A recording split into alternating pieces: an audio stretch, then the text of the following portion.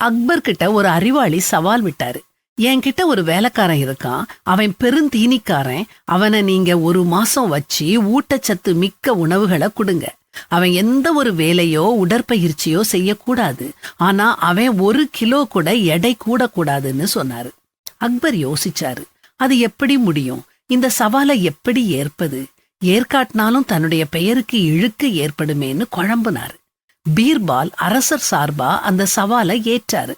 அந்த வேலையாளோட பொறுப்பை பீர்பால் ஏத்துக்கிட்டாரு. 3 வேளையும் மகத்தான விருந்து அந்த வேலையாளுக்கு படைக்கப்பட்டுச்சுது. மாச கடைசியில அவனுடைய எடையும் அப்படியே இருந்துச்சு. அக்பருக்கு நம்ப முடியல. எப்படி பீர்பால் இது சாத்தியமாச்சுதுன்னு ஆச்சரியத்தோட கேட்டாரு. பீர்பால் சொன்னாரு, அவனுடைய இரவு படுக்கைய சிங்கக்கூண்டு பக்கத்துல போட்டேன். கூண்டின் பூட்டு சரியா இல்லைன்னு சொன்னேன். பயத்துல நடுங்க ஆரம்பிச்சான்.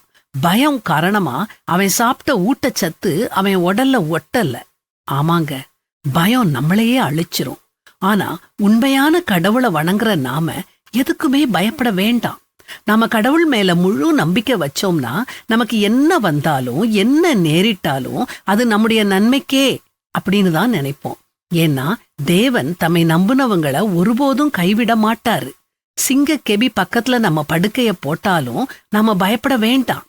தேவன் சிங்கத்தோட வாய கட்டுவாரு. அப்படியே சிங்கம் வந்து நம்மள கொன்னு போட்டாலும் தான் என்ன? நம்ம ராஜாதி ராஜாவோட நிரந்தரமா பரலோகத்துல இருக்க போறோமே. அதை விட வேற என்ன சந்தோஷம் நமக்கு இருக்குது? அதனால மரணமோ ஜீவனோ எது வந்தாலும் பயப்படாம கடவுள் மேல முழு நம்பிக்கை வச்சு சந்தோஷமா வாழுவோம். ஆண்டவர் சொல்லும் ஆறுதலான வார்த்தைகளை கேளுங்க. நீ பயப்படாதே, நான் உன்னுடனே இருக்கிறேன். திகையாதே, நான் உன் தேவன். நான் உன்னை பலப்படுத்தி உனக்கு சகாயம் பண்ணுவேன். என் நீதியின் வலது கரத்தினால் உன்னை தாங்குவேன்.